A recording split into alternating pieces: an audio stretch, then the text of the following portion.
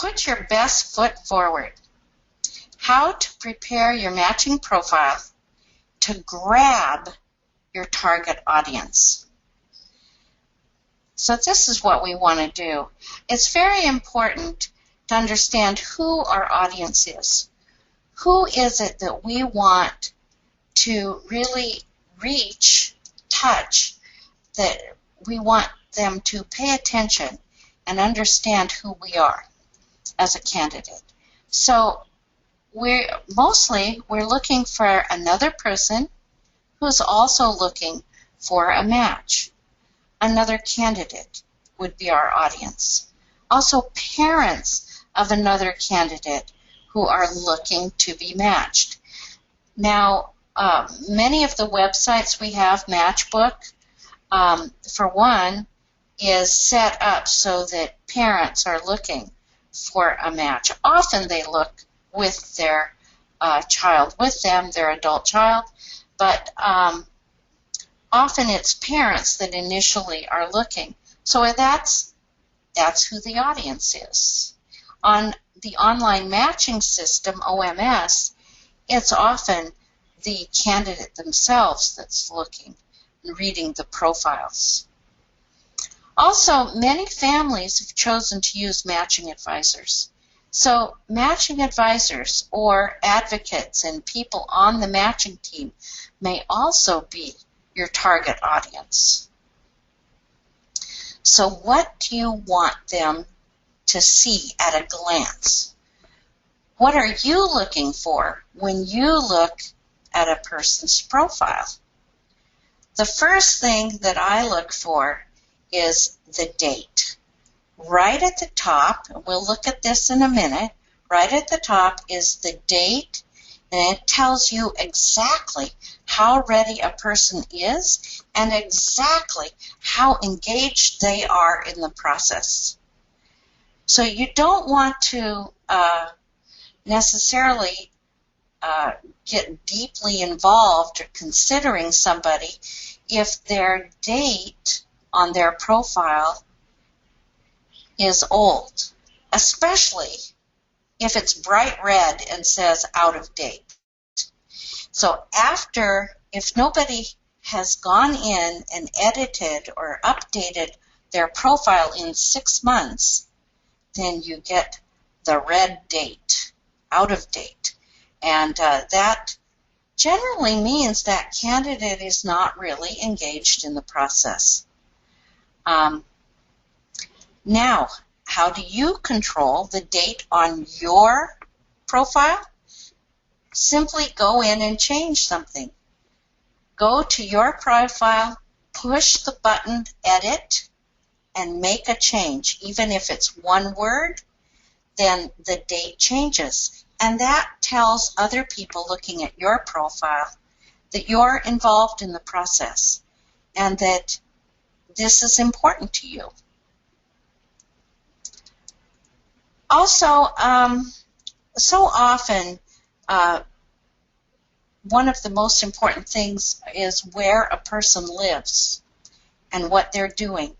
Right on the very first page of everybody's profile, under the pictures, it tells addresses or location, and we want to make sure that that's up to date. I was looking at a profile last month, and it said the person was living in Boston when actually they were living in Minnesota. So it's important when you make a change in your life that you go in right away and update it so it's accurate, because it can make a big difference on if someone may be interested in looking at your profile. So get that information on what you're doing now. For instance, if you've changed, you were going to school, but now you have a job, get that information right there on the front page. Make sure all the locations for you and your parents are up to date, because language and location are often deal breakers for some candidates, more than other things. Also, it's very important to be honest and clear about date, age, and height, because those are often looked at as well. And photographs. On all of the websites, and there are 3 websites that you are free to use. One is Matchbook, one is OMS, or Online Matching System, at chungilguk.org, and one is BC Matching, which is our international website, and that is hosted by Korea. So in the 2 American sites, on all 3 of them, we have similar pictures. We have a close-up of the face, a full body photo, and a family photo. So what does a candidate's photos tell you about that person? Actually, it's a reflection of who you are. And sometimes we think, oh, I hate the photos. But the photo can be honest, and you can make this photograph really say a lot about who you are. First of all, a really good photo says, I'm ready for this. I'm engaged in this process. I'm a mature person that's going places. Some photos might say, I'm active and outdoorsy. Another photo might say, I'm shy and like to read and cook. Another person's photograph might say, I'm sophisticated and work in the corporate world. And another one might say, I'm a bit of a nerd who deeply thinks about things and wants to create a family. All of those, if they're honest and sincere, can be great photographs.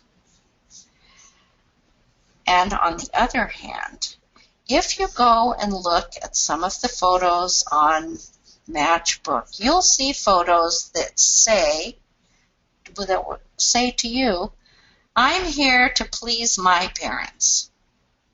Another photo says, I do not want to do this right now. And there's another one that says, I'm not sure why I'm doing this. Don't look at me. So I've seen all of those photos too. But if we really want to find someone and want to catch somebody's attention, we want to take our photographs very seriously. In order to prepare for this webinar, I did some research on online dating and other online services. And there was some very good guidance there. First of all, we want photographs with very good resolution, good quality, clear photographs. And we want to consider, what does this say about who you are and what you like to do? So each photograph of you should tell a story. An honest story, catching a snapshot of a piece of your life. When you take a photograph, it's important to look right into the camera, straight into the camera. And there's actual research that says it's good to tilt your head a little to the left. I've found that surprising. One of the photographs we're going to look at in a minute, she's tilting her head to the right, but it's also effective. It's important to have a happy, confident smile. We're going to look today at some good examples. I'm not going to show you any bad examples, but two very dear people, friends of mine, gave me permission to show you their photos. And I chose them because I really love the photographs that they have up, these are both profiles from Matchbook. This gentleman, you'll see right underneath his name, he has the date. He was on and updated his profile in January this year, so it's quite recent. It has his age and his height, so that's right there up front. Now look at these photographs. Very good resolution, very clear, great smile. His eyes are looking straight into the camera. His head is tilted a little to the left, just like they recommend, and it tells a lot about who he is. Now, he happens to be a very gifted artist, and I want to say something about the family photo, too. This is a little bit, the photo is a little bit older. The reason he chose this photo, however, is because his father is in it, and now his father has gone on to the spirit world. And it also shows that he's a graduate of Rutgers University. So this photograph has its own story, and it's a lovely family photo. Now I want to show you another friend of mine. This is a dear friend of mine, and again, just at the very end of January, she had updated her profile, so it's brand new too, and she has her age and her height right there. Look at these photos. I want you to focus on it's a great headshot, and look at that middle photo. I love this photo. It's a full-length photo, and what does that tell you about her? This girl loves the outdoors. She's fearless, not afraid of playing in the mud, likes kayaking. It's a great photograph. Again, great smiles on everyone, eyes looking straight into the camera. And it's a lovely photograph of her family. Those are two good examples. And now, from my research, it's important to understand the purpose of these photos. How to maximize your pictures to spark interest. So many times I hear, oh, I went on Matchbook and it's all the same pictures, it's the same old thing. I don't see anything new. Well, you can change that for your profile.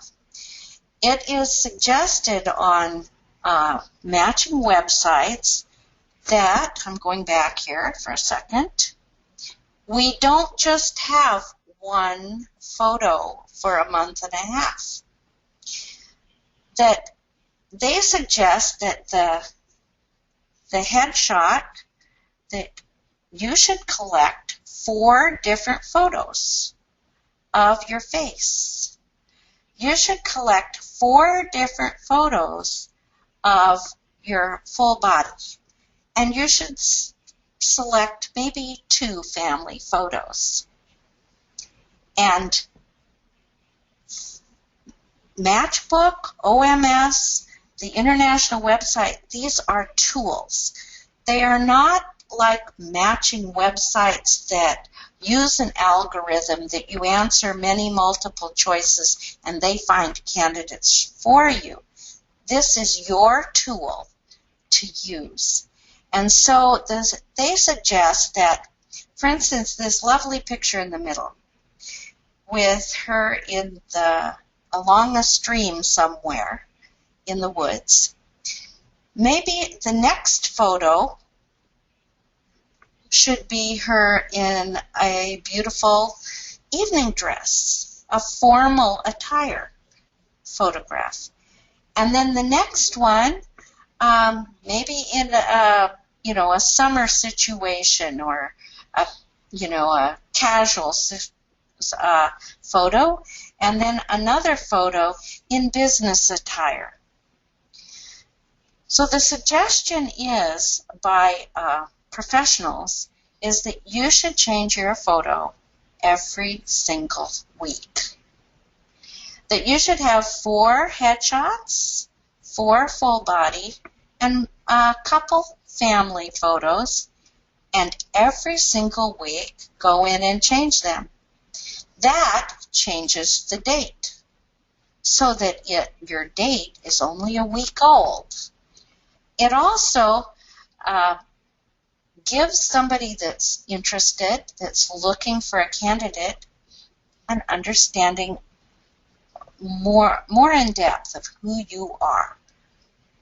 It really shows many facets because we're not just one-dimensional at all. So it's important that you really take some time and effort. And if you have a matching team, then have them make suggestions. Have them, put them to work to help choose good photographs for you. And maybe they can even help, if you're busy, to do the rotating for you so that these pictures can really spark interest and that people see more than one side of you. Now, something's very exciting about Matchbook and our online matching system. We had a team led by Peggy Ujiri that really worked hard on our 24+ work matching. So they researched and they interviewed many older blessed children and really wanted to improve the profile questions because they found out that some of them were not very relevant to our candidates, especially our older candidates. So they worked very hard to improve. So we have 10 new questions. So I want to go over those, but I want to also point out that right now, if you go on Matchbook and you hit edit, the new questions are there, but the old answers are there. We try to put them in an order so that they kind of match, but especially some of them don't match. And so this is the time. That's why part of the reason we're having this webinar is to let people know, please, if you want to actively be engaged in the process, go to your profile and review the questions. And I think that these questions are so much better and really get to the heart of the matter of what's important for you to understand about somebody else and for them to understand about you. So I'm just going to go over these questions quickly. The first one is, what are you doing now? What are your career goals and life plans? Number 2, what makes you happy? What are you passionate about? Number 3, what 3 things you cannot live without? What are 3 things you cannot live without? Number 4, what is your proudest accomplishment? Number 5, how would your friends and or your family describe you? That's a good one. Number 6, what is your most important moral value? Number 7, how involved are you with your church community currently? And how do you see yourself being involved in the future? Number 8, what is the most important thing you look for in a potential spouse? Number 9, do you want to have children? When do you want to have them? And number 10, What is your relationship with your family? Now, the old number 10 was write a note to your prospective spouse's parents or something like that. But I really like this new one. What is your relationship with your family? So I really believe these are much better questions, and they are currently up on Matchbook and on OMS, and this is the time to go in and revisit your matching profile, update it, be honest, simple, honest, clear, and let people know who you are. How to maximize the impact of your answers on your audience. Edit, edit, edit. Every time you go in and change even one word or one photo, the date changes, and that's a very important plus. Start by answering each question honestly. Then I recommend going back, read the question and your answer out loud. This will really help you understand the question and your answer. When you hear your own voice out loud with your ears, it makes a big difference, and you can really understand what it sounds like to another person. Be careful to say exactly what you mean to be saying, and to be honest. Have every person on your matching team read your answers and give their input. Put them to work. And feel free to change and update your answers weekly or monthly, anytime you'd like. Also, if you're an engineer and you believe in conserving words, like some of my sons, then it's really sometimes the first time you answer these questions, it might be with a few words or phrases, and that's why that's good to capture the essence of your answers. But it's important to go back and read them again and get your team to help you flesh them out so that your answers are complete in full sentences, and use spell check. Also, it's important, all of our websites, all three of them, are set up as a tool for you to use. And you get to direct how your profile is used and by whom it is viewed. So after you finish your profile, there's a confidential area. And that's where you get to choose exactly how your profile is used, who gets to see it. You can choose to show it on Matchbook. You can choose to show it at parent matching convocations, or you can have your matching advisor use it on 24+ matching networking webinars. You get to decide. So this is what it looks like. After you finish the profile questions, there's this confidential area in your profile, and it looks something like this.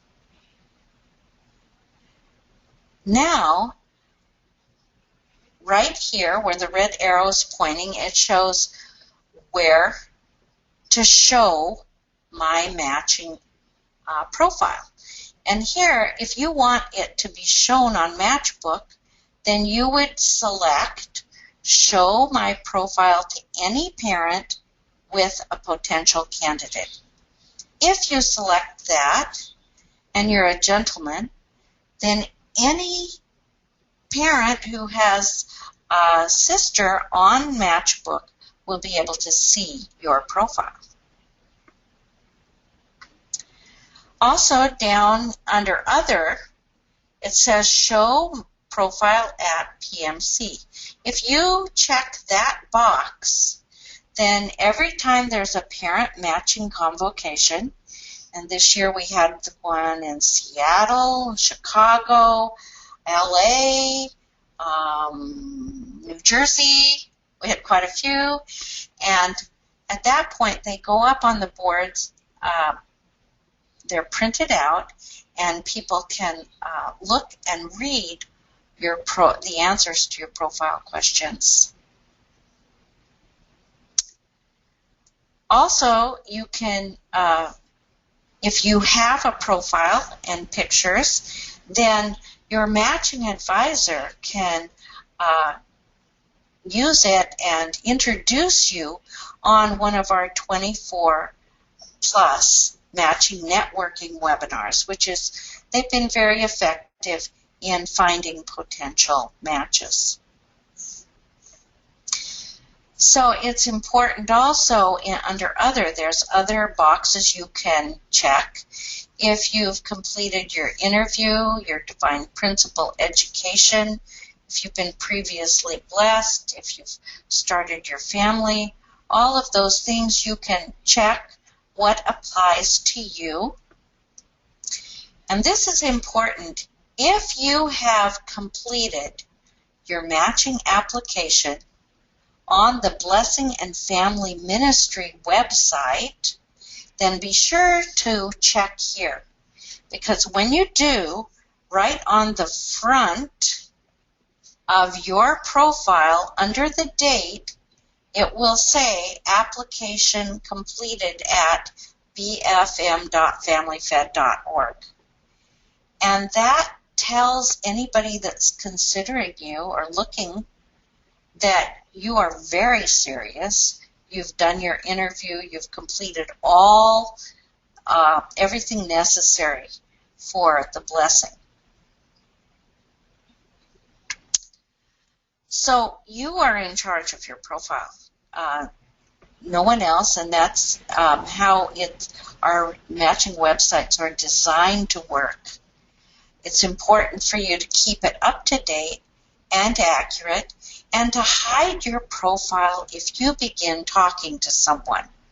This is really discouraging if you see somebody on the website and they look very interesting to you, and then your parents call or your matching advisor calls to talk to them, and you find out that they've been talking to somebody for 3 months or something like that. It's discouraging. So right at the top of this confidential area, it says, what's your status? And if you click on that, these are the choices you have. You could choose single, available for matching, matched or blessed, which means you're unavailable. Or the fourth option is on hold, temporarily unavailable. That means you've started a conversation. You're not sure where it's going. You're not, you might not be close to being matched or anything, but out of respect, because the international guidelines say we should only consider one candidate at a time, then we would want to put our status on hold. And that will hide your profile from other people that are looking.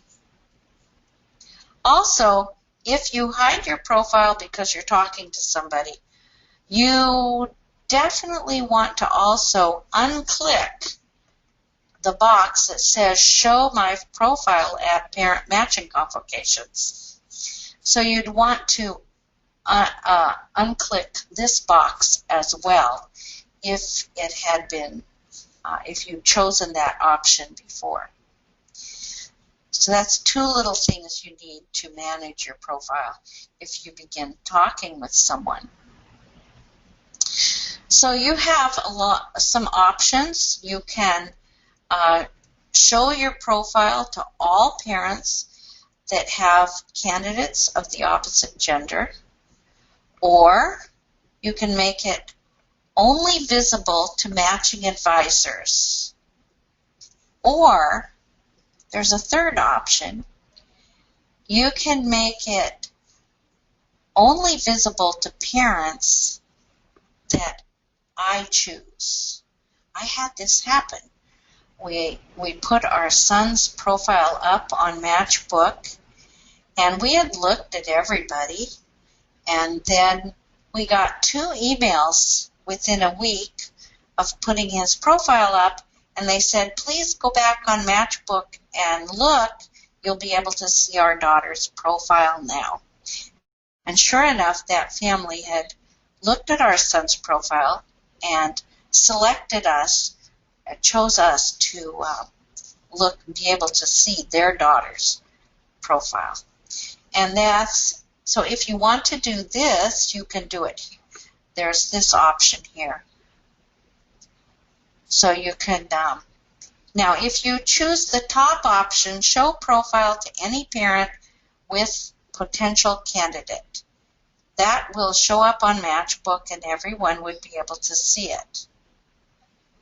The second option is if you're matching advisor, if you're using a matching advisor, and they have a recommendation, then they can show it to somebody else. Sometimes another matching advisor, senior matching advisors can see some of the hidden profiles. So they might call and ask if you're interested at some time. Or you can show the profile only to families that you select. And if you choose that one, you'll be able to look at the profiles of other candidates of the other gender. But they won't see your profile until you're ready to show it to them. And I covered that one. So there are other options to help you find people. You can choose to select an advocate and write their name down. That will show up on the front page of your profile. And if somebody has a question about you or your family, they might call your advocate. Also, you can use a matching advisor.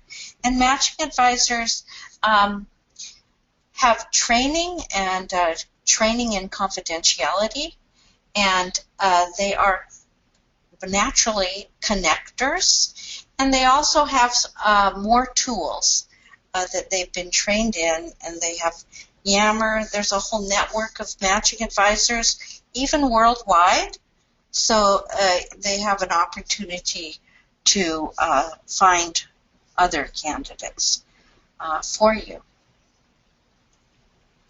So the most important thing I want to stress is that our websites are very good. They're getting better all the time. We are always seeking to improve and update them, but they are tools.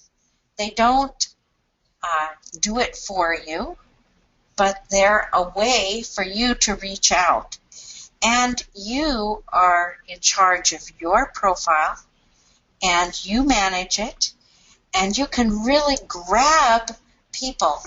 You can put your best foot forward and grab people if you manage it well and are very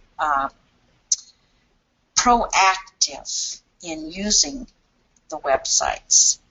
So I really want to encourage you to use the websites, and especially keep everything really up to date.